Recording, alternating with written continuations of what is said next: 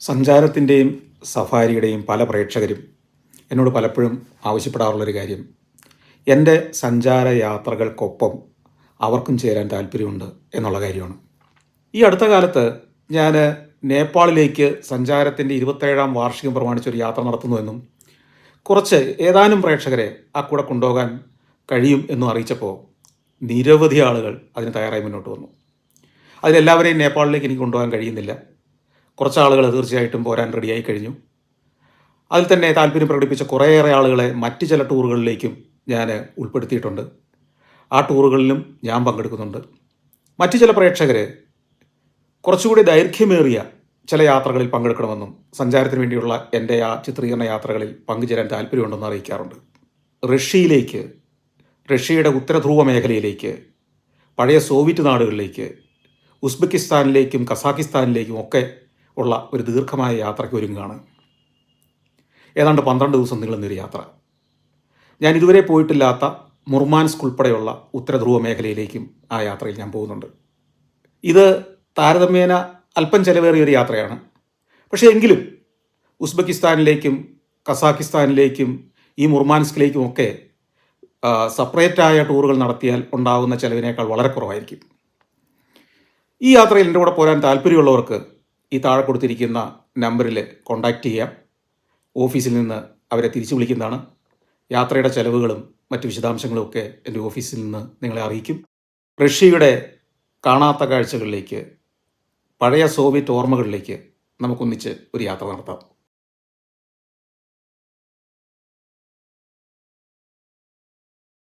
എന്നോട് വ്യക്തിപരമായി ഏത് യാത്രയാണ് ഞാൻ ഏറ്റവും ആസ്വദിക്കുന്നതെന്ന് ചോദിച്ചാൽ തീർച്ചയായിട്ടും എനിക്ക് പറയാൻ പറ്റും, ഇന്ത്യക്കകത്തൂടെയുള്ള യാത്രകളാണ്.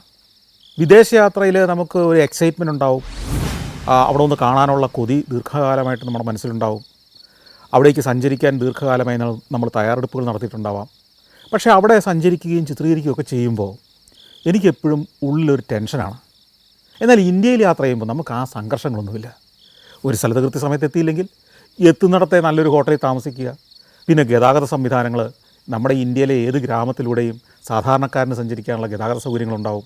അത് ഓട്ടോറിക്ഷ മുതൽ സൈക്കിൾ റിക്ഷ മുതൽ ഏറ്റവും ആഡംബരത്വം നിറഞ്ഞ കാറുകൾ വരെ നമുക്ക് വാടകയ്ക്ക് കിട്ടും. ഇതെല്ലാം നമ്മുടെ ഇന്ത്യൻ രൂപയിൽ ചിലവാക്കിയാൽ മതി. മാത്രമല്ല, നമുക്ക് ഇന്ത്യയിൽ സഞ്ചരിക്കുമ്പം ഏകദേശം ഒരു ദിവസം എത്ര രൂപ ചിലവ് വരും പരമാവധി എന്ന് നമുക്ക് കൃത്യമായ ധാരണയുണ്ട്. അല്ലെങ്കിൽ നമ്മുടെ കയ്യിലുള്ള പൈസയ്ക്ക് നമുക്ക് യാത്ര ചെയ്യാനുള്ള ധൈര്യമുണ്ട്. ഇന്ത്യ സാധാരണക്കാരൻ്റെ ഒരു രാജ്യമാണ്. സാധാരണക്കാരൻ എങ്ങനെ വേണമെങ്കിലും യാത്ര ചെയ്യാവുന്ന, ഏത് സ്ഥലത്തുനിന്ന് എങ്ങോട്ട് വേണമെങ്കിലും പോകാവുന്ന, ആശയവിനിമയം നടത്താവുന്ന ഒരു രാജ്യം. നമ്മുടെ കയ്യിൽ അത്യാവശ്യം ഹിന്ദിയുണ്ട്, അത്യാവശ്യം ഇംഗ്ലീഷുണ്ട്. ഈ തമിഴും ഹിന്ദിയും ഇംഗ്ലീഷും ഒക്കെ ഉണ്ടെങ്കിൽ എനിക്ക് തോന്നുന്ന ഇന്ത്യയുടെ പ്രധാന ഭാഗങ്ങളിലൊക്കെ നമുക്ക് സഞ്ചരിക്കാം, ആശയവിനിമയം നടത്താം, ആളുകളുമായിട്ട് സംസാരിക്കാം. അവർക്ക് നമ്മളോടും ഒരു അന്യനാണെന്നുള്ള ഭാവമില്ല. ഇയാളൊരു ഇന്ത്യക്കാരൻ തന്നെയല്ലേ എന്നുള്ള മട്ടിലാണ്. എന്നാൽ നമ്മൾ മറ്റൊരു രാജ്യത്ത് ചെല്ലുമ്പോൾ അങ്ങനെയല്ല. ഇവനൊരു അന്യനാട്ടുകാരനാണ് എന്നുള്ളൊരു മുഖഭാവം ഇവരിലൊക്കെ നമുക്ക് വായിച്ചെടുക്കാൻ പറ്റും. അപ്പോൾ അതുകൊണ്ട് തന്നെ ഞാൻ ഒരു 3-4 വിദേശ രാജ്യങ്ങൾ സഞ്ചരിച്ച് കഴിഞ്ഞാൽ പിന്നെ ഇന്ത്യക്കകത്തോടൊരു യാത്രയാകാൻ പലപ്പോഴും തീരുമാനിക്കാറുണ്ട്. അങ്ങനെ ഞാൻ 2022 യാത്ര ചെയ്ത ഒരു സ്ഥലമാണ് മധ്യപ്രദേശ്. മധ്യപ്രദേശിലെ ഭോപ്പാലിലേക്കൊരു യാത്ര. അപ്പോൾ ബോംബെ ചെന്നിട്ട് അവിടുന്ന് ഫ്ലൈറ്റിൽ ഇൻഡിഗോ എയർലൈൻസ്, നമുക്കറിയാം ഇന്ത്യയിലെ മിക്കവാറും എല്ലാ പട്ടണത്തിലേക്കും ഇപ്പോൾ ഉണ്ട്. വിമാനത്താവളമുള്ള എല്ലാ നഗരത്തിലേക്കും ഇൻഡിഗോ ഫ്ലൈ ചെയ്യുന്നുണ്ട്. അതുകൊണ്ട് വളരെ സൗകര്യപ്രദമാണ്, റീസണബിളായ റേറ്റ്. ഞാനങ്ങനെ ഭോപ്പാലിലെ രാജാ ഭോജ് ഇൻ്റർനാഷണൽ എയർപോർട്ടിൽ ചെന്നിറങ്ങുന്നു. അതൊരു വൈകുന്നേരം ഒരു 3 മണിയൊക്കെ കഴിഞ്ഞ സമയത്താണ് ഞാൻ അവിടെ ചെന്നിറങ്ങുന്നത്. അപ്പോൾ ഞാൻ നേരത്തെ തന്നെ ഒരു ടാക്സി, ഒരു കാർ ബുക്ക് ചെയ്തിരുന്നു. ഒരു ഇന്നോവ ക്രിസ്റ്റയായിട്ട് ഒരാൾ കാത്തു നിൽക്കുമെന്ന് എൻ്റെ അടുത്ത് പറഞ്ഞിട്ടുണ്ടായിരുന്നു. അപ്പോൾ ഞാൻ എയർപോർട്ടിൽ നിന്ന് പുറത്തേക്ക് ഇറങ്ങി ചെല്ലുമ്പോൾ ഇയാൾ നടന്നു വരുന്നു. എന്നെ കണ്ടപ്പോൾ തന്നെ അയാൾ തിരിച്ചറിഞ്ഞു. അയാളുടെ ദൃശ്യങ്ങളൊക്കെ പകർത്തിക്കൊണ്ട് ഞാൻ ഈ കാറിലേക്ക് നടക്കുമ്പോൾ ഇങ്ങനെ പരിചയപ്പെട്ടു. അദ്ദേഹത്തിൻ്റെ പേര് വിചിത്രമായൊരു പേരാണ്, പഞ്ചാബ് റാവു. കേരളവർമ്മ എന്നൊക്കെ നമ്മൾ കേട്ടിട്ടുള്ളത് പോലെ തന്നെ പഞ്ചാബ് റാവു എന്ന് പേരുള്ള ഒരാൾ മധ്യപ്രദേശിൽ ജീവിക്കുന്നു. ഏതായാലും പഞ്ചാബ് റാവുവിൻ്റെ കാറിലാണ് അടുത്ത 2-3 ദിവസം ഞാൻ ഇനി യാത്ര ചെയ്യുന്നത്. അങ്ങനെ ഞങ്ങൾ ഭോപ്പാൽ നഗരത്തിലേക്ക് യാത്ര ചെയ്യണം. ഏതാണ്ട് ഒരു 3/4 മണിക്കൂർ അടുത്ത് യാത്ര ചെയ്യണം ഭോപ്പാൽ നഗരഹൃദയത്തിലേക്ക്. ഈ വിമാനത്തിൽ നമ്മൾ ഭോപ്പാലിലേക്ക് ചെന്ന് ഇറങ്ങുമ്പോഴും ആകാശത്തുനിന്ന് കുറേ തടാകങ്ങൾ കാണാം. ഇത് ഈ ഭോപ്പാൽ നഗരത്തിൻ്റെ നടുക്കും നഗരത്തിൻ്റെ പരിസര പ്രദേശങ്ങളിലും ഒക്കെ നിരവധി തടാകങ്ങൾ, ലേക്കുകൾ. അപ്പോൾ ഭോപ്പാൽ അറിയപ്പെടുന്നതിന് സിറ്റി ഓഫ് ലേക്സ് എന്നാണ്. ദീർഘകാലം നവാബുമാർ ഭരിച്ച, മുസ്ലിം ഭരണാധികാരികളായ നവാബുമാർ ഭരിച്ചൊരു പട്ടണമായതുകൊണ്ട് തന്നെ ആ നഗരഹൃദയത്തിൽ ഓൾഡ് സിറ്റിയിലൊക്കെ ധാരാളം കൊട്ടാരങ്ങളുണ്ട്. നവാബുമാരുടെ കൊട്ടാരങ്ങൾ, അന്നത്തെ ചന്തകളുണ്ട്. കൂടാതെ മുസ്ലിം കമ്മ്യൂണിറ്റി വളരെ കൂടുതലുള്ള ഒരു നഗരവും കൂടിയാണ് ഈ ഭോപ്പാൽ. അങ്ങനെ ഞങ്ങൾ യാത്ര ചെയ്ത് ഭോപ്പാൽ നഗരഹൃദയത്തിലേക്ക് അടുക്കുകയാണ്. ഈ നഗരഹൃദയത്തിലേക്ക് എത്തുമ്പോൾ അവിടെ നമ്മുടെ ഡൽഹി ജുമാ മസ്ജിദ് പോലെ ഒരു ഒരു ഒരു മസ്ജിദ് അവിടെയുണ്ട്. ഞാൻ ആ മോത്തി മസ്ജിദ് കണ്ടപ്പോൾ വണ്ടി നിർത്താൻ പറഞ്ഞു. അവിടെ ഇറങ്ങി. മോത്തി മസ്ജിദ് 2 നിലയാണ്. അതിൻ്റെ മുകളിലത്തെ നിലയിലേക്ക് കയറി കഴിഞ്ഞാൽ വലിയൊരു മുറ്റമുണ്ട്. അവിടെ നിന്നാണ് പ്രാർത്ഥിക്കുന്നത്. പക്ഷേ ഒരൊറ്റ കുഴപ്പമേ ഉള്ളൂ, ഇതൊക്കെ കുറേ വർഷങ്ങളുടെ, നൂറ്റാണ്ടുകളിലേറെ പഴക്കമുള്ളതാണെങ്കിലും ഇതിനെയൊക്കെ സംരക്ഷിക്കുന്ന രീതി നമുക്ക് വലിയ സങ്കടം തോന്നും. സർക്കാരോ പുരാവസ്തു വകുപ്പോ ഒക്കെ പണം മുടക്കി അതിനെ സംരക്ഷിക്കാനോ നവീകരിക്കാനോ ഒക്കെ ശ്രമിക്കും. നവീകരിച്ചിട്ടങ്ങ് നവീകരിച്ചിട്ട് പോയ ഉടനെ എന്നും പറയാൻ പറ്റില്ല. ഒരറ്റം നവീകരിച്ച് കഴിഞ്ഞ് മറ്റേറ്റം നന്നാക്കിക്കൊണ്ടിരിക്കുമ്പോഴേ അവിടുത്തെ രാഷ്ട്രീയക്കാരും നാട്ടുകാരും കൊണ്ടുപോയി പോസ്റ്റർ ഒട്ടിക്കും. ട്യൂഷൻ സെൻറ്ററിൻ്റെ പോസ്റ്ററും സിനിമാക്കാരുടെ പോസ്റ്ററും രാഷ്ട്രീയക്കാരുടെ പോസ്റ്ററും മാത്രമല്ല, അതിൻ്റെ വക്കയെ മുഴുവൻ, അതിൻ്റെ ഭിത്തിയെ മുഴുവൻ മുറുക്കി തുപ്പിയിട്ടുണ്ടാവും. ആ സൈഡിൽ കൂടെ ഒക്കെ നടക്കുമ്പോൾ നമുക്ക് അനുഭവപ്പെടുക മൂത്രത്തിൻ്റെ ഗന്ധമായിരിക്കും. ഇത് പ്രത്യേകിച്ച് ഉത്തരേന്ത്യയിലെ ഒരു വലിയൊരു ശാപമാണ്, ഈ വൃത്തിയില്ലായ്മ. ആ മസ്ജിദ് ചിത്രീകരിച്ച് വീണ്ടും നമുക്ക് ആ തെരുവിലൂടെ നടക്കാം. അതൊരു പുരാതനമായ സ്ട്രീറ്റാണ്. പുരാതന സ്ട്രീറ്റ് എന്ന് പറഞ്ഞാൽ ആ സ്ട്രീറ്റിന് 2 വശത്തുമായിട്ട് കൊട്ടാരങ്ങളും പഴയ നഗരത്തിൻ്റെ കോട്ടകളും ഗേറ്റുകളും ഒക്കെ കാണാം. അപ്പോൾ ഞാൻ പഞ്ചാബ് റാവുവിനോട് കാർ അവിടെ നിർത്താൻ പറഞ്ഞു. ഞാൻ ഇച്ചിരി കഴിഞ്ഞ് വരാമെന്ന് പറഞ്ഞിട്ട് ഞാൻ ഇതിലൂടെ നടന്നു. അങ്ങനെ നടക്കുമ്പോൾ അവിടെ കുറേയേറെ കൊട്ടാരങ്ങളുടെ ഒരു കോംപ്ലക്സാണ് കാണുന്നത്. ചിലതിൻ്റെ ഒരു ഭാഗമൊക്കെ ഇടിഞ്ഞു പൊളിഞ്ഞ് വീഴാൻ തുടങ്ങിയിരിക്കുന്നു. വേറെ ചിലത് ഈ അടുത്ത കാലത്ത് എന്തോ നവീകരിച്ച മട്ടി നിൽക്കുന്നു. അതായത് തകർന്നതിൻ്റെയും പുതുക്കിപ്പണിതിൻ്റെയും എല്ലാം ഒരു മിശ്രണമാണ്. ഈ പുതുക്കിപ്പണിതിന് ഞാൻ മുമ്പേ പറഞ്ഞതുപോലെ തന്നെയാണ്. പുതുക്കിപ്പണി അങ്ങ് തീർന്നു പോകുമ്പോൾ, പുതിയ സ്ഥലത്തേക്ക് പുതുക്കിപ്പണിയാൻ പോകുമ്പോൾ ആ പുതുക്കി പണിത കെട്ടിടത്തെ മുഴുവൻ ഈ കൊണ്ടുപോയി പോസ്റ്റർ ഒട്ടിച്ചിട്ടുണ്ടാവാം, വൃത്തിഹീനമാക്കിയിട്ടുണ്ടാവും. അതായത് ഒരു സാംസ്കാരിക ബോധമോ സൗന്ദര്യബോധമോ കലാബോധമോ വൃത്തിയുടെ ബോധമോ നമ്മുടെ ആളുകൾക്കില്ല എന്നുള്ളത് അത് വ്യക്തമാക്കുകയാണ്. അവിടെ ഒരു വലിയൊരു കോട്ടമതിലുണ്ട്, അത് കടന്നു നടക്കാം. മനോഹരമായ കെട്ടിടങ്ങളാണ്. ഒരു നൂറ്റാണ്ട് മുമ്പ് അതിഗംഭീരമായി പണിതാണ്. ഈ നവാബുമാരുടെ ഭരണകാലത്ത് പണിതാണ് നമുക്ക് വ്യക്തമാണ്. അന്നത് ആഠ്യത്വമാർന്ന ഒരു കോംപ്ലക്സ് ആയിരുന്നു ആ പ്രദേശമൊക്കെ. ഇന്നും നിരവധി കൊട്ടാരങ്ങളാണത്. അതിൽ ചിലതൊക്കെ വാടകയ്ക്ക് കൊടുത്തിരിക്കുന്നു. വേറെ ആരുടെയൊക്കെ കയറി അതിനകത്ത് പല കടകൾ ആരംഭിച്ചു കഴിഞ്ഞു. വേറെ ചിലതിനകത്ത് സദ്യയ്ക്ക് വേണ്ട പാചകപ്പുരം പ്രവർത്തിക്കുന്നത് വരെ ഞാൻ കണ്ടു. അപ്പം ഇതിനെയൊക്കെ ഒഴിപ്പിച്ച് ഒരു സാംസ്കാരിക കേന്ദ്രമാക്കി ഒരു നഗരത്തിൻ്റെ പൈതൃകത്തിൻ്റെ ഒരു കേന്ദ്രമായി സംരക്ഷിച്ചതിനെ ഏതെങ്കിലും വികസിത നാടുകളിലോ ബോധമുള്ളവർ ഭരിക്കുന്ന ഒരു നാട്ടിലോ ഒക്കെ ആയിരുന്നെങ്കിൽ. പക്ഷേ എന്തുമാത്രം റിച്ചായ സംസ്കാരമുള്ള, എന്തുമാത്രം ചരിത്ര അവശേഷിപ്പുള്ളൊരു നാടാണ് നമ്മുടെ, നമുക്ക് അഭിമാനം തോന്നും. ഇതിനെന്തെങ്കിലും ഒരു മാറ്റം വരുമോ? ഈ ജനസമൂഹം ഒന്നാകെ പരിഷ്കൃതരാകുമോ? എന്നെങ്കിലും ഈ ജനസമൂഹം ഒന്നാകെ വൃത്തിയും സൗന്ദര്യബോധമുള്ളവരായി മാറുമോ? എനിക്കറിയില്ല. പുതിയ തലമുറ വരുന്നതും ഇതിനെയാണ് ഫോളോ ചെയ്യുന്നതെന്ന് പലപ്പോഴും നമുക്ക് തോന്നാറുണ്ട്. ഇതൊക്കെ ഞാൻ ചിത്രീകരിച്ചു. ചില ഭാഗങ്ങളൊന്നും ഞാൻ ചിത്രീകരിച്ചില്ല. അതിൻ്റെ കാരണം അതെല്ലാം വൃത്തികേടായിട്ട് കിടക്കുക. എന്തിനാണ് നമ്മുടെ നാടിനെ വീണ്ടും നാണം കെടുത്തുന്നതെന്ന് ഓർത്തിട്ട് ഞാൻ ആ ദൃശ്യങ്ങൾ വിട്ടിട്ട് ഒരുമാതിരി വൃത്തിയായി കിടക്കുന്ന ഭാഗങ്ങളൊക്കെ ഷൂട്ട് ചെയ്തെടുത്തു. 1.5 മണിക്കൂർ ഞാൻ അതിലൂടെ നടന്നു. പിന്നെ നമ്മൾ സഞ്ചരിച്ചെത്തുന്നത് ഒരു VIP റോഡിലേക്കാണ്. അടുത്ത കാലത്ത് പണിത മനോഹരമായൊരു പാത. ഈ നഗരത്തിൻ്റെ പുതിയ ഭാഗങ്ങളൊക്കെ വളരെ ഭംഗിയായിട്ട് സംരക്ഷിക്കുന്നുണ്ട്. വളരെ ഭംഗിയായിട്ട് ആസൂത്രണം ചെയ്ത പാതകൾ, 4 വരിപ്പാതകൾ, അതിൻ്റെ വശങ്ങളിലൊക്കെ മനോഹരമായ ചെടികളൊക്കെ വെച്ച് പിടിപ്പിച്ചിരിക്കുന്നു, മരങ്ങൾ വളർത്തിയിരിക്കുന്നു, വൃത്തിയായിട്ട് തന്നെ കിടക്കുന്നുണ്ട്. അപ്പോൾ ഇങ്ങനെ 2 മുഖമുണ്ട് ഭോപ്പാലിന്. പുരാതനമായ അല്ലെങ്കിൽ ചരിത്രമുള്ള പഴയ നഗരം എല്ലാം വൃത്തികേടായിട്ടാണ് പലപ്പോഴും കിടക്കുന്നതെങ്കിൽ പുതിയ ഭാഗങ്ങൾ നല്ല വൃത്തിയായിട്ട് കിടക്കുന്നു. അതൊരു തടാകത്തിൻ്റെ തീരത്തൂടെയാണ് ഈ VIP റോഡ് പോകുന്നത്. ഭോജ് തടാകമാണത്, ഭോജ് ലേക്ക്. തടാകത്തിൻ്റെ അകത്തേക്ക് ഇറക്കി ഒരു വലിയ പ്രതിമയുണ്ട് രാജാ ഭോജിൻ്റെ. അതായത് രാജാ ഭോജായിരുന്നു ഈ ഭോപ്പാലിൻ്റെ സ്ഥാപകൻ എന്നാണ് വിശ്വസിക്കപ്പെടുന്നത്. അദ്ദേഹത്തിൻ്റെ കാലത്ത് ഈ തടാകം അദ്ദേഹം തന്നെ ഒരു ചിറകെട്ടി നിർമ്മിച്ചതാണെന്നാണ് പറയുന്നത്. ഈ രാജാ ഭോജിന് ഒരു ത്വക്ക് രോഗം ഉണ്ടായിരുന്നു അത്രേ. അപ്പോൾ ഏതോ ഒരു സന്യാസിയോ വൈദ്യനോ നിർദ്ദേശിച്ചനുസരിച്ച് ഇവിടെ ഒരു തടാകം ഉണ്ടാക്കി അതിൽ കുളിക്കുകയോ അങ്ങനെ എന്തോ ഒരു ഐതിഹ്യമൊക്കെ ഉണ്ട് ഇതിനകത്ത്. അപ്പോൾ അദ്ദേഹത്തിൻ്റെ ഒരു വലിയൊരു പ്രതിമയൊക്കെ ഉണ്ട്. അതൊക്കെ ഷൂട്ട് ചെയ്തു. അപ്പോൾ അപ്പോഴത്തേക്ക് സന്ധ്യയായി. എനിക്ക് ഇനി രാത്രിയിലെ കുറച്ച് കാഴ്ചകളിലേക്കൂടെ പോകണം. പക്ഷേ അതിനു മുമ്പ് ഒരു കാര്യം ചെയ്യണം. ഞാൻ ഹോട്ടൽ ബുക്ക് ചെയ്തിട്ടില്ല. നേരത്തെ ഞാൻ പറഞ്ഞല്ലോ ഇന്ത്യയിലാകുമ്പോൾ നമുക്ക് എന്തും ആകാം എന്നുള്ള മട്ടില്ല. ഹോട്ടലൊക്കെ നമുക്ക് ഇഷ്ടമുള്ളത് കണ്ടുപിടിക്കാമെന്നുള്ള മട്ടിൽ ഞാൻ 2-3 നോക്കി വെച്ചു. അതിലൊരിടത്ത് ബ്ലോക്ക് ചെയ്തിരുന്നു ഞാൻ. ആ ഹോട്ടലിൻ്റെ പേര് വിൻഡ് ആൻഡ് വേവ്സ് എന്നാണ്. അപ്പോൾ ഈ ഹോട്ടൽ ഈ തടാകത്തിൻ്റെ തീരത്ത് തന്നെയാണ്. ഈ തടാകത്തിൻ്റെ ഒരു വശം ഒരു മലയാണ്. ഈ മലയുടെ മുകളിലാണ് അവിടുത്തെ ഏറ്റവും പ്രൗഢമായ പല സ്ഥാപനങ്ങളും ഹോട്ടലുകളും അതുപോലെ തന്നെ മുഖ്യമന്ത്രിയുടെ ഓഫീസും മുഖ്യമന്ത്രിയുടെ വീടും ഒക്കെ ഉള്ളത്, ഔദ്യോഗിക വസതിയൊക്കെ ഉള്ളത് ഈ ശ്യാമള ഹിൽസിലാണ്. അപ്പോൾ ഈ ശ്യാമള ഹിൽസിൻ്റെ ഒരു വശത്ത് നിന്നാൽ ഈ താഴ്വാരത്ത് ഈ തടാകം കാണാം. അപ്പോൾ ഈ ശ്യാമള ഹിൽസിനും തടാകത്തിനും ഇടയ്ക്കുള്ള ഈ മലഞ്ചെരിവിലാണ് വിൻഡ് ആൻഡ് വേവ്സ് എന്ന് പറയുന്ന ഈ ഹോട്ടലുള്ളത്. ഈ ഹോട്ടലിൽ ഞാൻ ബുക്ക് ചെയ്യാതിരുന്നതിൻ്റെ ഒരു കാരണം എന്താണെന്ന് വെച്ച് കഴിഞ്ഞാൽ അത് മധ്യപ്രദേശ് ടൂറിസം ഡിപ്പാർട്ട്മെൻറ്റിൻ്റെ ഒരു ഹോട്ടലാണ്. അപ്പോൾ ഞാനത് ധൈര്യപൂർവ്വം ബുക്ക് ചെയ്യാത്തതിൻ്റെ ഒരു കാരണം അതുകൊണ്ട് തന്നെയാണ്. ഇത് സർക്കാരിൻ്റെ ഉടമസ്ഥതയിലുള്ള ഒരു ടൂറിസം ഡിപ്പാർട്ട്മെൻറ്റിൻ്റെ ഹോട്ടലാണ്. അപ്പോൾ അതുകൊണ്ട് തന്നെ ഇതൊന്ന് പ്രോപ്പർട്ടി ഒന്ന് കണ്ടിട്ട് മതി അവിടെ താമസിക്കണമെന്ന് തീരുമാനിക്കുന്നതെന്ന് കരുതി ഞാൻ പൈസ മുടക്കിയില്ല, ഞാൻ ബ്ലോക്ക് ചെയ്തു. അപ്പോൾ അങ്ങോട്ടാണ് പോകേണ്ടത്. ഞാൻ പഞ്ചാബ് റാവുവിനോട് പറഞ്ഞു നമുക്ക് അങ്ങോട്ട് പോകാം. പുള്ളിക്കറിയാം ഈ ഹോട്ടലൊക്കെ ധാരാളം ആളുകൾ വരുന്നൊരു സ്ഥലമാണ്. അതിൻ്റെ റിസപ്ഷനിലേക്ക് ചെല്ലുമ്പോഴത്തേക്ക് നേരെ നന്നായി ഇരുട്ടിക്കഴിഞ്ഞു, ലൈറ്റൊക്കെ ഇട്ടിട്ടുണ്ട്, റെസ്റ്റോറൻറ്റിലൊക്കെ ആളുകളുണ്ട്. അതിൻ്റെ മുമ്പിൽ ഈ തടാകത്തിൻ്റെ തീരത്തുള്ള പാതയുണ്ട്.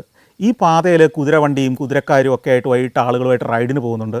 ഞാൻ ഈ ഹോട്ടലിലേക്ക് കയറി ചെന്നു, വിൻഡ് ആൻഡ് വേവ്സ് ഹോട്ടലിലേക്ക് കയറി ചെന്നു. അവിടെ റിസപ്ഷനിൽ ചെന്ന് പറഞ്ഞു ഞാനിങ്ങനെ ബുക്ക് ചെയ്തിട്ടുണ്ടായിരുന്നു, എനിക്ക് മുറി ഒന്ന് കാണാൻ പറ്റുമോ? അപ്പോൾ വളരെ സൗഹൃദപരമാണ്. കുറച്ച് നേരം വെയിറ്റ് ചെയ്യാൻ പറഞ്ഞു. ഞാൻ കുറച്ച് നേരം വെയിറ്റ് ചെയ്തു. ഒരു ജീവനക്കാരനെ പറഞ്ഞു വിട്ടു. അപ്പോൾ ഈ കുന്ന് കയറി നടക്കണം, സ്റ്റെപ്സ് കയറി കുറേ നടക്കണം. മുകളിലേക്ക് ഇങ്ങനെ കോട്ടേജുകളാണ്. കയറി മുകളിൽ ചെന്നു. ഒരു മുറി തുറന്നു തന്നു. ഈ മുറി തുറന്ന് കയറി കഴിഞ്ഞപ്പോഴേ ഏറ്റവും വലിയ പ്രശ്നം എന്തറിയോ, സാധാരണ ഒരു ഹോട്ടലുകളിലൊക്കെ ഗസ്റ്റ് ബുക്ക് ചെയ്തിട്ടുണ്ടെങ്കിൽ വരുന്നതിന് മുമ്പ് റൂമൊക്കെ ഇന്ന് വൃത്തിയാക്കിയിട്ട് AC ഒക്കെ ഓൺ ചെയ്തിട്ട് നല്ല തണുപ്പുള്ള നല്ല റൂം ഫ്രഷറൊക്കെ അടിച്ച് വൃത്തിയാക്കിയിട്ടിരിക്കും. ഒരു ഗസ്റ്റ് ആ മുറിക്കകത്തോട്ട് കയറി ചെല്ലുമ്പോഴേ അവനൊരു റിഫ്രഷിങ് ഫീൽ വേണം. അവൻ ആ ചൂടിൽ നിന്ന് പുറത്തെ ദീർഘമായ യാത്രയുടെ മടുപ്പിൽ നിന്നൊക്കെ കയറി വരുമ്പം അവന് ഫ്രഷ്നെസ് കിട്ടുന്ന ഒരു രീതിയിൽ ഒരുക്കി വെക്കും. ഇതൊരു സർക്കാർ സംവിധാനം ആയതുകൊണ്ട് തന്നെ അതൊന്നും ചെയ്തിട്ടില്ല. മാത്രമല്ല അതിനകത്ത് പൊടിയുടെ മണവുമാണ്.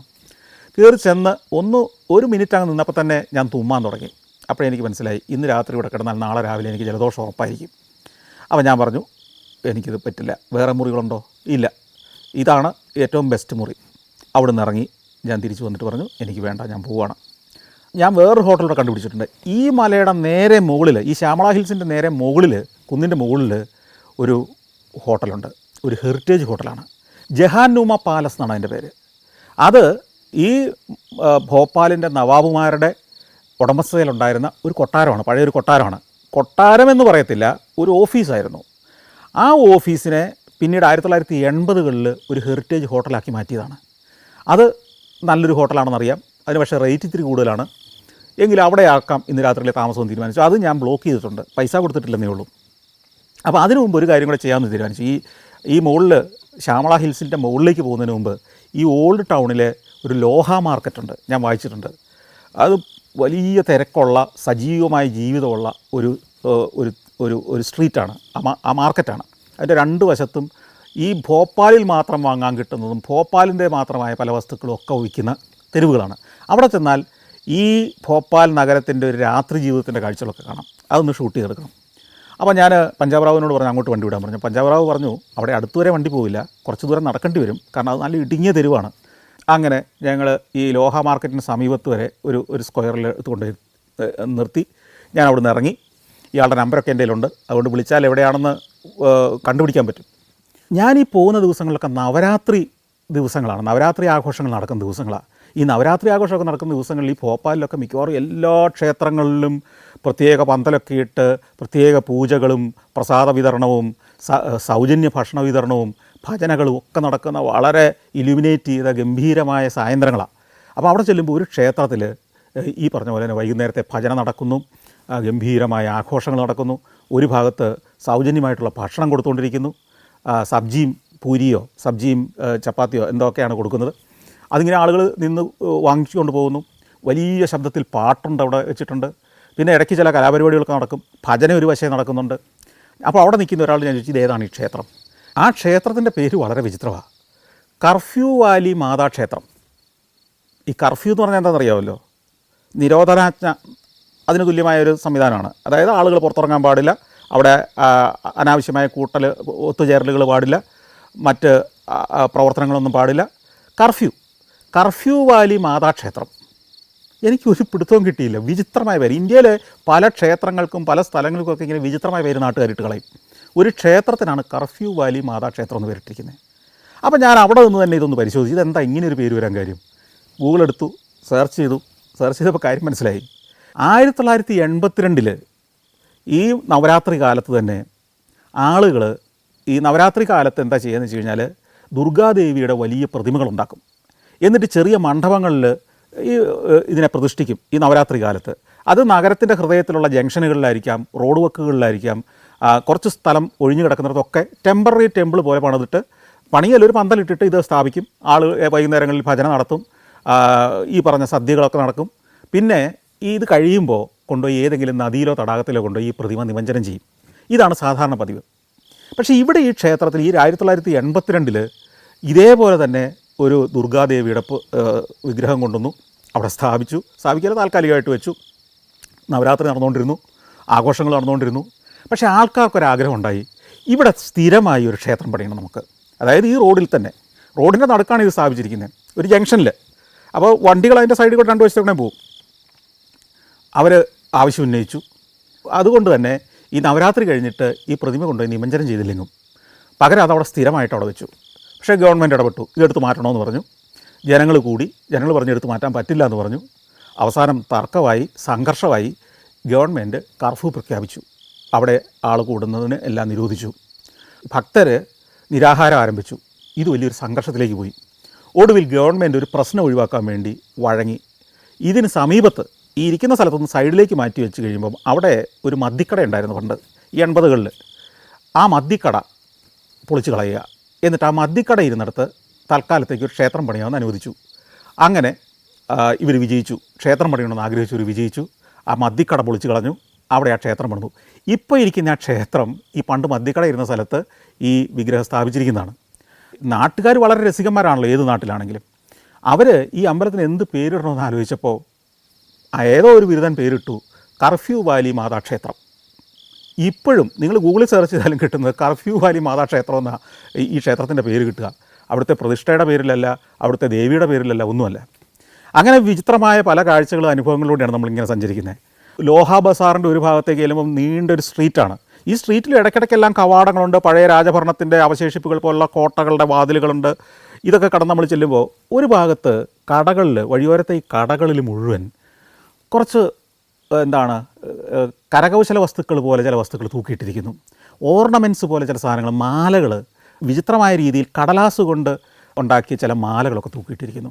അത് മെടഞ്ഞെടുത്തിരിക്കുന്നതാണ്, അല്ലാതെ വെറുതെ കടലാസ് അങ്ങനെ ഒരു പൂ പോലെ മടഞ്ഞ് ഉണ്ടാക്കിയിരിക്കുന്നു. ഞാൻ അടുത്ത് ചെന്ന് സൂക്ഷിച്ച് നോക്കുമ്പോഴാണ് മനസ്സിലാകുന്നത് ഇത് മുഴുവൻ രൂപ നോട്ടുകളാണ്. 500 രൂപയുടെ നോട്ടുണ്ട്, 200-ൻ്റെ ഉണ്ട്, 100-ൻ്റെ ഉണ്ട്, 50-ൻ്റെ ഉണ്ട്, 20-ൻ്റെ ഉണ്ട്, 10-ൻ്റെ ഉണ്ട്. ഇതെല്ലാം പ്രത്യേക രീതിയിൽ മെടഞ്ഞ് മാലയാക്കിയിരിക്കുക.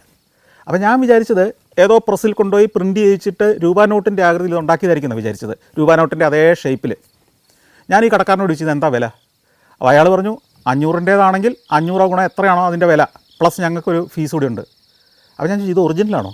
ഒറിജിനലാണ്, വെറുതെ കൊരുത്തിട്ടിരിക്കുകയല്ല, രസകരമായി മടക്കി ഒരു പ്രത്യേക രീതിയിൽ മാല പോലെ ഗംഭീരമായ ഒരു കലാരൂപമാക്കി വെച്ചിരിക്കുക. ഈ മിക്കവാറും എല്ലാ കടയുടെ മുമ്പ് ഇതിൻ്റെ നിരവധി മാലകൾ ഇങ്ങനെ തൂക്കിയിട്ടിരിക്കുക. എനിക്ക് അത്ഭുതം എന്താണെന്നറിയോ, ഇത്രയേറെ ആളുകൾ ഒഴുകുന്ന ഈ തെരുവിൽ നിന്ന് ഈ ഒരു മാലയും പൊട്ടിച്ചുകൊണ്ട് ഒരുത്തിന് ഓടി അങ്ങ് പോയതാണ്. പക്ഷേ അവർക്കെല്ലാവരും വിശ്വാസമാണ് ഇതാരും പൊട്ടിച്ചുകൊണ്ട് പോകുന്നില്ല. ഇപ്പോൾ ഒരു വിജയമുണ്ടായാൽ, അല്ലെങ്കിൽ ഇപ്പോൾ ഉദാഹരണത്തിന് ഒരു പരീക്ഷയ്ക്ക് ഒരു കുട്ടി 10ാം ക്ലാസ്സിൽ A+ കിട്ടി ജയിച്ചാൽ ബന്ധുക്കൾ കാണാൻ പോകുമ്പോൾ ഇത് കൂട്ടി ഒരു മാല മേടിച്ചുകൊണ്ട് അവൻ്റെ കഴുത്തിലിട്ട് കൊടുക്കും. അല്ലെങ്കിൽ ഇലക്ഷനിൽ ജയിക്കുന്ന സ്ഥാനാർത്ഥിക്ക് ഇത് കൂട്ട് അണികൾ കൊണ്ട് ഇത് കൂട്ട് മാലകളാണ് സമർപ്പിക്കുക. കല്യാണത്തിൻ്റെ വാർഷികത്തിന്, പുതിയ വീട്ടിലേക്ക് താമസം മാറ്റുമ്പോഴൊക്കെ ഗിഫ്റ്റ് കൊടുക്കുന്ന സാധനമാണിത്. അപ്പോൾ ഞാൻ ചോദിച്ചു ഇതിന് എത്രയാവും വില ശരിക്കും? അപ്പോൾ അവർ പറഞ്ഞു ഈ 500-ൻ്റെ ഒക്കെ ആണെങ്കിൽ ഞങ്ങളൊരു 50 രൂപയും കൂടെ കൂടുതൽ മേടിക്കും, അങ്ങനെയൊക്കെയാണ്, ചിലപ്പോൾ 100 രൂപ കൂടുതൽ കിട്ടും. അതൊക്കെ കണ്ടിങ്ങനെ നടന്നു. രാത്രി കുറേ നേരം ആ പരിസരത്തൂടെ എല്ലാം നടന്നു. അവിടെ പിന്നെയും പല താൽക്കാലിക ക്ഷേത്രങ്ങളുണ്ട്. അവിടെയൊക്കെ ഈ ഭജന നടക്കുന്നുണ്ട്, സദ്യ നടക്കുന്നുണ്ട്, സൗജന്യമായ ഭക്ഷണ വിതരണം നടക്കുന്നുണ്ട്. ഈ നല്ല ഭക്ഷണമാണ് അവിടുത്തെ. ഈ സബ്ജി എന്നൊക്കെ പറഞ്ഞാൽ നല്ല നാടൻ ഉത്തരേന്ത്യൻ അല്ലെങ്കിൽ ഈ മധ്യപ്രദേശിലെ സബ്ജിയൊക്കെയാണ്. പൂരി സബ്ജിയും കൂടിയാണ് കൊടുക്കുന്നത്. നല്ല തണുപ്പുള്ള സമയമായി അന്നേരത്തേക്കും. അപ്പോൾ എനിക്ക് നല്ല വിശപ്പുണ്ട്, എന്നാൽ ഇവിടുന്ന് ഇച്ചിരി സബ്ജി ഇതും കൂടെ മേടിച്ച് കഴിച്ചാലോ എന്ന് വരെ എനിക്ക് തോന്നി. അവിടുന്ന് കാറ് ശ്യാമള ഹിൽസിലേക്ക് വിട്ടു. ശ്യാമള ഹിൽസ് മനോഹരമായ സ്ഥലം. മനോഹര സ്ഥലം എന്ന് പറഞ്ഞു കഴിഞ്ഞാൽ അവിടെ ഈ സമ്പന്നർ മാത്രം താമസിക്കുന്ന, അല്ലെങ്കിൽ ഏറ്റവും പ്രൗഢമായ കൊട്ടാരങ്ങളോ ഹോട്ടലുകളോ മാത്രമുള്ള ഒരു റിച്ച് ഏരിയയാണ്. അവിടെ ഈ ജഹാൻ നൂമ പാലസിലേക്ക് വണ്ടി വിട്ടു. അതിൻ്റെ മെയിൻ റോഡിൽ നിന്ന് അങ്ങോട്ട് തിരിയുമ്പോൾ തന്നെ ഈ ക്യാമ്പസിലേക്ക് കയറുമ്പോൾ തന്നെ പഴയ ഒരു കൊട്ടാരത്തിലേക്ക് പോകുന്ന 2 വശത്തും മരങ്ങളും മതിലുകളും പൂച്ചെടികളും ഒക്കെയുള്ള നീണ്ട ഒരു പാതയിലൂടെ ചെന്നിട്ടാണ് നമ്മൾ ഈ കൊട്ടാരത്തിന് മുന്നിൽ പോയി നിൽക്കുന്നത്. 1-2 നിലയേ ഉള്ളൂ, അധികം ഉയരമുള്ള കെട്ടിടമല്ല. പക്ഷേ ഒരു 100 വർഷം മുമ്പ് പണിത, ഗംഭീരമായി ഇന്നും സംരക്ഷിക്കുന്ന, വളരെ പ്രൗഢമായി നല്ല ആഢ്യത്വത്തോടെ സംരക്ഷിക്കുന്ന ഒരു നല്ല ഹെറിറ്റേജ് ഹോട്ടൽ. രണ്ടാം നിലയിലെ മുറി ചെല്ലുന്നു, വൃത്തിയുള്ള നല്ല ഒരു ഹോട്ടൽ, നല്ല റൂമുകൾ, നല്ലൊരു നടുമുറ്റം, അതിന് ചുറ്റുമായിട്ടാണ് കെട്ടിടങ്ങൾ. അതിൽ പുതിയ കാലത്ത് പണിത കുറച്ച് ഭാഗങ്ങളുണ്ടെന്ന് തോന്നുന്നു. ഏതായാലും വളരെ രസകരമായ ഒരു ആംബിയൻസ്. അത്താഴമൊക്കെ കഴിച്ച് അന്ന് അവിടെ കിടന്നുറങ്ങി. ഈ കിടന്നുറങ്ങുന്നതിന് മുമ്പ് ഞാൻ ഒരു കാര്യം കൂടെ സെർച്ച് ചെയ്ത് വിശദമായിട്ടൊന്ന് പഠിച്ചു. കാരണം ഞാൻ ഈ ഭോപ്പാലിലേക്ക് വരുന്നതിൻ്റെ ഒരു പ്രധാന കാരണം ഒരു ചരിത്ര സ്ഥലം സന്ദർശിക്കലാണ്. എനിക്കെപ്പോഴും ഇത്തരം സ്ഥലങ്ങളിലേക്ക് പോകുമ്പോൾ പുരാതനമായ ചരിത്രാവശേഷിപ്പുകൾ കാണുക എന്നോ അവിടെ ഇപ്പം ജീവിക്കുന്ന ആളുകളെ കാണുക എന്നുള്ളതോ മാത്രമല്ല, ചരിത്രത്തിൽ അവിടെ ഒരു സംഭവം, ഒരു ഞെട്ടിക്കുന്നൊരു സംഭവം അല്ലെങ്കിൽ ഒരു ദുരന്തം ഉണ്ടായിട്ടുണ്ടെങ്കിൽ അത് നടന്ന സ്ഥലങ്ങൾ സന്ദർശിക്കുന്നത് എനിക്കിഷ്ടമാണ്. ആ ദുരന്ത സ്ഥലത്തിലൂടെ അല്ലെങ്കിൽ വലിയ വിജയമുണ്ടായ ഒരു സ്ഥലത്തൂടെ, വലിയൊരു യുദ്ധമുണ്ടായ സ്ഥലത്തൂടെ ഒക്കെ നമ്മൾ പോകുമ്പം ആ കാലഘട്ടത്തിലേക്ക് നമ്മൾ പുറകോട്ട് നടന്ന് എത്തിച്ചേരുക ചെയ്യുന്നത്. അപ്പോൾ 1984 ഭോപ്പാൽ ലോകം മുഴുവൻ വാർത്തയായി. 1984 ഡിസംബർ 2 രാത്രിയിൽ ആണ് ഭോപ്പാലിലെ യൂണിയൻ കാർബൈഡിൻ്റെ ഫാക്ടറിയിൽ ലീക്ക് ഉണ്ടാകുകയും ഭോപ്പാൽ ദുരന്തമെന്ന് ചരിത്രത്തിൽ അറിയപ്പെടുന്ന ആയിരക്കണക്കിന് ആളുകൾ ഒറ്റ രാത്രി കൊണ്ട് കൊല്ലപ്പെട്ട ഒരു മഹാദുരന്തം ഉണ്ടാകുകയും ചെയ്തത് ഈ ഭോപ്പാലിലാണ്. അത് ഓർത്തുകൊണ്ടാണ് അന്ന് കിടന്നുറങ്ങുന്നത്. പിറ്റേ ദിവസം രാവിലെ ബ്രേക്ക്ഫാസ്റ്റ് എല്ലാം കഴിച്ച് റെഡി ആകുമ്പോഴത്തേക്കും പഞ്ചാബ് റാവു വന്നു. അദ്ദേഹത്തിൻ്റെ വീട് അവിടെ അടുത്ത് തന്നെയാണല്ലോ. അദ്ദേഹത്തിൻ്റെ കാറിൽ കയറി ഞാൻ പറഞ്ഞു, നേരെ നമുക്ക് യൂണിയൻ കാർബൈഡിൻ്റെ ഫാക്ടറിയിലേക്ക് പോകണം. അപ്പോൾ ഇയാളെന്നെ ഒന്ന് തിരിഞ്ഞ് നോക്കി. അദ്ദേഹം പറഞ്ഞു, സാബ് അതൊക്കെ പൂട്ടിപ്പോയിട്ട് ഒത്തിരി കാലമായി, അവിടെ ഇപ്പോൾ കാട് പിടിച്ച് കിടക്കുക. ഞാൻ പറഞ്ഞു, ആ കാട് എനിക്ക് കാണണം, ആ കാട് പിടിച്ച് കിടക്കുന്നിടത്തേക്ക് പോകണം. അദ്ദേഹം പറഞ്ഞു, നമുക്ക് അകത്തേക്കൊന്നും കയറാൻ പറ്റില്ല. ഞാൻ പറഞ്ഞു, ഹൈവേ കൂടെ പോയാൽ മതി, റോഡിൽ കൂടെ പോയാൽ മതി. അപ്പോൾ ഞാനിതിൻ്റെ പുസ്തകം വായിച്ചിട്ടുണ്ട്. ഡൊമിനിക് ലാപ്പിയർ എഴുതിയ ആ ഇരുണ്ട രാത്രിയുടെ കഥകളുള്ള ആ പുസ്തകം ഞാൻ വായിച്ചിട്ടുണ്ട്. അപ്പോൾ ആ സ്ഥലങ്ങളെല്ലാം നമുക്ക് കാണണം. വണ്ടി അങ്ങോട്ട് വിട്ടു. പോകുമ്പോൾ പലയിടത്തും ഈ നഗര കവാടങ്ങളും രാജഭരണകാലത്തെ നിർമ്മിതികളും ഒക്കെ കടന്നാണ് പോകുന്നത്. കോട്ടയുടെ അവശിഷ്ടങ്ങളൊക്കെ കടന്ന് കുറച്ച് നഗരത്തിൽ നിന്ന് കുറച്ചങ്ങ് മാറിയിട്ട് ഒരു ഹൈവേയുടെ സമീപത്തോടെ എത്തുമ്പോഴത്തേക്ക് അദ്ദേഹം പറഞ്ഞു, ഈ പള്ള പിടിച്ച് കിടക്കുന്ന വലിയൊരു മതിലുണ്ട്. ഈ മതിലിൻ്റെ പുറത്തൊക്കെ പോസിറ്റീവായ പെയിൻറ്റിങ്ങുകളും പ്രചോദനം നൽകുന്ന പെയിൻറ്റിങ്ങുകളൊക്കെയാണ് ഇപ്പോൾ വരച്ച് വെച്ചിരിക്കുന്നതെങ്കിലും അതിനകത്ത് വലിയൊരു ദുരന്തം നടന്ന ഒരു സ്ഥലമായിരുന്നു. അപ്പോൾ അങ്ങനെ പോയി ഒരു ഓവർ ബ്രിഡ്ജിലേക്ക് കയറുമ്പോഴാണ് നമുക്ക് ഈ ഒരു റെയിൽവേ ഓവർ ബ്രിഡ്ജാണ്. അപ്പോൾ അതിൻ്റെ അടിയിൽ കൂടെ ഒരു റെയിൽവേ പാളം കടന്നു പോകുന്നുണ്ട്. ഈ റെയിൽവേ പാളത്തോട് ചേർന്നായിരുന്നു ഈ യൂണിയൻ കാർബൈഡിൻ്റെ ഫാക്ടറി ഉണ്ടായിരുന്നത്. പെസ്റ്റിസൈഡ്സ്, കീടനാശിനികൾ ഉണ്ടാക്കുന്ന വലിയൊരു ഫാക്ടറി ആയിരുന്നത്. അമേരിക്കൻ മൾട്ടിനാഷണലാണ് ഈ യൂണിയൻ കാർബൈഡ് എന്ന് പറയുന്നത്. അവരുടെ വലിയൊരു ഫാക്ടറി ആയിരുന്നു. ഇന്ത്യയുടെ കർഷകർക്ക് കാർഷിക മേഖലയ്ക്ക് വേണ്ട കീടനാശിനികൾ വലിയ തോതിൽ ഉൽപ്പാദിപ്പിച്ചിരുന്ന വളരെ അപകടകാരികളായ കീടനാശിനികൾ ഉണ്ടാക്കിയിരുന്നു. പക്ഷേ ഒരു രാത്രിയിൽ ഡിസംബർ 2 രാത്രി 11 മണി കഴിഞ്ഞപ്പോൾ ഇവരുടെ സുരക്ഷാ ക്രമീകരണങ്ങളിലെ വീഴ്ച കൊണ്ട്, അശ്രദ്ധ കൊണ്ട്, ശരിക്കും അശ്രദ്ധ തന്നെയാണ്, അവർ ഇന്ത്യ എന്ന് പറയുന്നതിനെ വലിയൊരു മാർക്കറ്റായിട്ട് മാത്രം കണ്ട ഒരു മൾട്ടിനാഷണൽ കമ്പനിയായിരുന്നു യൂണിയൻ കാർബൈഡ്. അവരുടെ ജീവനക്കാരുടെയും സൂപ്പർവൈസർമാരുടെയും മാനേജ്മെൻറ്റിൻ്റെയും ഒക്കെ അശ്രദ്ധ കൊണ്ട് ഒരു രാത്രിയിൽ ഈ ടാങ്കിൽ സൂക്ഷിച്ചിരുന്ന 42 ടൺ മീഥൈൽ ഐസോസയനേറ്റിലേക്ക് വെള്ളം ലീക്ക് ചെയ്തെത്തി. ഈ വെള്ളം ലീക്ക് ചെയ്തെത്തുകയും ഇത് ടെമ്പറേച്ചർ കൂടി 200 ഡിഗ്രി സെൽഷ്യസ് വരെയായിട്ട് ഇതിൻ്റെ ടെമ്പറേച്ചർ വർദ്ധിച്ചു. വാൽവുകളും പൈപ്പുകളും ഒക്കെ പൊട്ടാൻ തുടങ്ങി, ലീക്കായി, അത് ആ അന്തരീക്ഷത്തിൽ പടർന്നു. ഇവർക്ക് പിന്നെ നിയന്ത്രിക്കാൻ പറ്റാതായി. അത് വലിയ തോതിൽ ആകാശത്തേക്ക് വമിച്ചു. അപ്പോൾ ഈ റെയിൽവേ ട്രാക്കിൻ്റെ ഒരു വശത്താണ് ഞാൻ പറഞ്ഞല്ലോ ഈ യൂണിയൻ കാർബൈഡിൻ്റെ ഫാക്ടറി. വമ്പൻ ഫാക്ടറിയാണ്, 100 കണക്കിന് ആളുകൾ ജോലി ചെയ്യുന്ന, രാത്രി ഷിഫ്റ്റിലൊക്കെ പണി നടക്കുന്ന, 24 മണിക്കൂറും ജോലി നടക്കുന്ന വമ്പൻ ഫാക്ടറി. അതിൻ്റെ തൊട്ടടുത്തൂടെ പോകുന്ന റെയിൽവേ ട്രാക്ക്, ആ റെയിൽവേ ട്രാക്കിൻ്റെ അപ്പുറത്ത് ചേരി പ്രദേശങ്ങളാണ്, അതിസാധാരണക്കാർ വസിക്കുന്ന ചേരി പ്രദേശങ്ങൾ, ആയിരക്കണക്കിന് ആളുകൾ തിങ്ങിപ്പാർക്കുന്ന പ്രദേശം. നിർഭാഗ്യവശാൽ അന്ന് രാത്രി ഈ വിഷവാതകം പുറത്തേക്ക് ചീറ്റി പാതിരാത്രി കഴിഞ്ഞപ്പോഴത്തേക്കും, അപ്പോൾ ഇവർക്ക് നിയന്ത്രിക്കാൻ പറ്റുന്നില്ല. ഇവരിത് അറിഞ്ഞു, പക്ഷേ ഇവരെ കൊണ്ട് ഇത് നിയന്ത്രിക്കാൻ പറ്റും, ഇത് ലീക്ക് അടയ്ക്കാൻ പറ്റും എന്നുള്ള ശ്രമത്തിൽ അവർ പല ശ്രമങ്ങളും നടത്തി. ഇവർക്കറിയാൻ കൈവിട്ട് പോവുകയാണെന്ന്. പക്ഷേ അപ്പോഴത്തേക്കും ഇവർക്കൊന്നും ചെയ്യാൻ പറ്റുന്ന സ്ഥിതിയിലെത്തി. ഇത് പൊട്ടിത്തെറിച്ചു. ഈ വിഷവാതകം മീഥൈൽ ഐസോസയനേറ്റ് ആ പ്രദേശമാകെ പടർന്നു. ഇതിന് തീവ്രമാക്കിക്കൊണ്ട് ഈ ചേരി പ്രദേശത്തേക്ക് കാറ്റടിക്കാൻ തുടങ്ങി. അപ്പോൾ ഈ ഉയർന്നു പൊങ്ങിയ ഈ വിഷവാതകം മുഴുവൻ ചെന്നത് ഈ ചേരി പ്രദേശത്തേക്കാണ്. നഗരത്തിൻ്റെ ഭാഗത്തേക്ക് പോയില്ല എന്നുള്ളത് മറ്റൊരു ഭാഗ്യമെന്ന് വേണേൽ പറയാമെങ്കിലും ഈ ചേരി പ്രദേശത്തുള്ളവരുടെ നിർഭാഗ്യത്തിന് അവിടേക്ക് പടർന്നു. അപ്പോഴത്തേക്ക് ആളുകളെല്ലാം ഉറങ്ങിക്കഴിഞ്ഞിരുന്നു. 11 മണിയൊക്കെ കഴിഞ്ഞല്ലോ. 11:30, 12 ആയ സമയത്താണിത്. പയ്യാണിത് തീവ്രത കൂടി വരുന്നത്. ഉറങ്ങിക്കിടന്നവരെല്ലാം ഞെട്ടി ഉണർന്നു. ശ്വാസനാളത്തിലൊക്കെ നീറ്റലും പുകച്ചിലുമായി. പലരും ഛർദ്ദിക്കാൻ തുടങ്ങി, കണ്ണ് കാണാൻ വയ്യാതായി, ശ്വാസം മുട്ടലായി, ചുമയായി. ആളുകൾ വീട്ടിൽ നിന്ന് പുറത്തിറങ്ങി, എങ്ങോട്ട് ഓടണമെന്നറിയാതെയായി. ഓടാൻ തുടങ്ങിയവരൊക്കെ പലരും വഴിയിൽ വീണു തുടങ്ങി. വീണവർ പലരും മരിച്ചു. അങ്ങനെ നേരം വെളുക്കുമ്പോഴേക്കും ഈ ഭോപ്പാൽ നഗരത്തിൻ്റെ ഈ പ്രദേശം മുഴുവൻ ഒരു ശവപ്പറമ്പായി മാറി. ഇവിടുത്തെ ഈ ഫാക്ടറിയിൽ നിന്ന് വിഷവാതകം പുറത്തേക്ക് ഒഴുകിയതാണ്, പരന്നതാണെന്ന് മനസ്സിലാക്കാൻ തന്നെ സമയമെടുത്തു. ഇന്നത്തെ പോലെ ടെലികമ്മ്യൂണിക്കേഷൻ ഇല്ല, ഇന്നത്തേതുപോലെ മൊബൈൽ ഫോണില്ല, വാട്സപ്പ് ഇല്ല, കമ്മ്യൂണിക്കേറ്റ് ചെയ്യാൻ മാർഗ്ഗങ്ങളില്ല, പൊതുജനത്തെ ഒരു വിവരം അറിയിക്കണമെങ്കിൽ മറ്റ് മാർഗ്ഗങ്ങളൊന്നുമില്ല, ആളുകളോട് ഇവിടുന്ന് ഒഴിവായി പോകണമെന്ന് പറയാൻ പോലും മാർഗ്ഗമില്ല. അങ്ങനെ ആയിരങ്ങൾ മരിച്ചു വീണു. നേരം വെളുത്തപ്പോൾ കാണുന്നത് ഈ ഭോപ്പാൽ നഗരത്തിൻ്റെ പല തെരുവുകളിലും മൃതദേഹങ്ങൾ ചിതറിക്കിടക്കുന്നതാണ്. മരിക്കാത്തവർ തീവ്രമായ വേദനയിലും അസഹ്യതയിലും കണ്ട ആശുപത്രികളിലൊക്കെ എല്ലാം ഓടിക്കേറി. പക്ഷേ ആ ആശുപത്രികളിലൊന്നും ഈ മരുന്നിന് മറുമരുന്ന് കൊടുക്കാനുള്ളത് പോലും സൂക്ഷിച്ചിരുന്നില്ല. അവർക്കറിയില്ലായിരുന്നു ഇങ്ങനെയൊരു പ്രശ്നം ഉണ്ടാകുമെന്ന്. അതുകൊണ്ട് തന്നെ വേണ്ടത്ര ചികിത്സ കിട്ടാതെ ആശുപത്രിയിൽ വെച്ച് പോലും ആളുകൾ മരിച്ചു.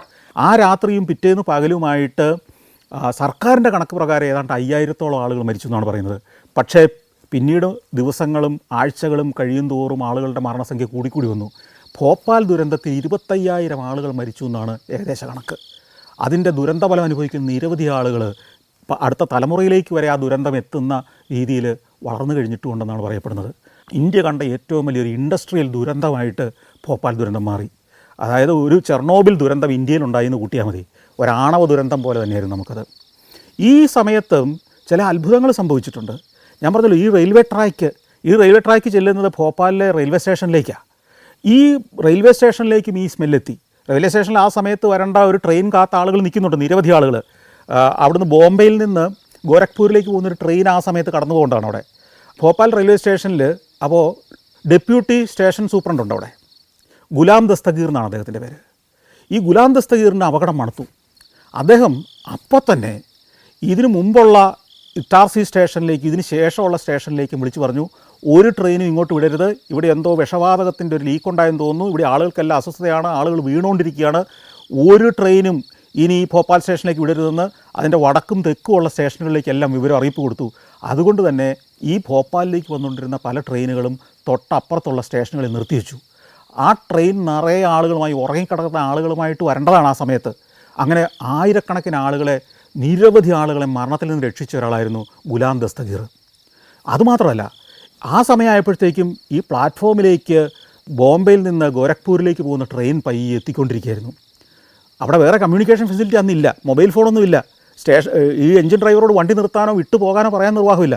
ട്രെയിൻ കൊണ്ട് നിർത്തിയപ്പോഴേ ഈ ഗുലാം നേരെ ഈ എഞ്ചിൻ ഡ്രൈവറുടെ അടുത്തേക്ക് ഓടി ചെന്നിട്ട് അയാളോട് പറഞ്ഞു, ഇങ്ങനൊരു പ്രശ്നമുണ്ട്, ഇവിടെ അധികം നേരം വണ്ടി നിർത്തരുത്. കാരണം ആ ട്രെയിൻ അവിടെ അരമണിക്കൂർ സ്റ്റോപ്പുള്ളതാണ്. ആളുകൾ ഇറങ്ങാൻ തുടങ്ങി. അപ്പോഴേക്ക് ഇയാൾ ഹോണൊക്കെ അടിച്ച് വണ്ടി പയ്യെ അനക്കി തുടങ്ങി.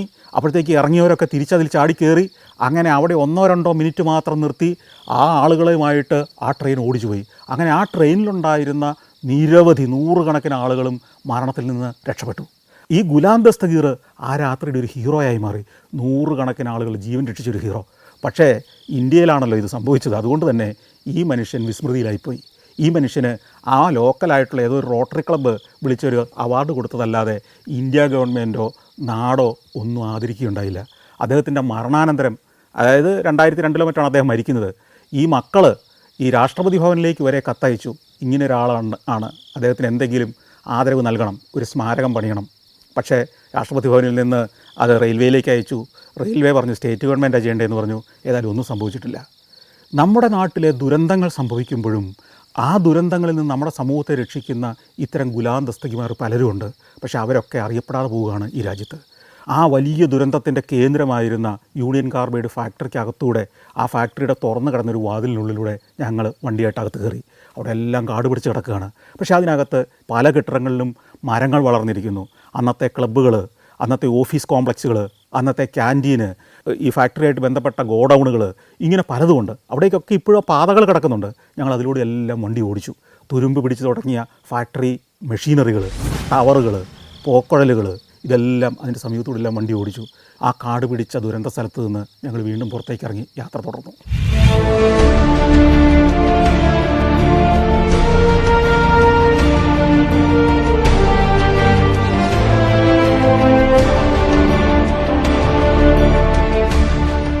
Germany, Poland, Bosnia and Herzegovina, Kyrgyzstan.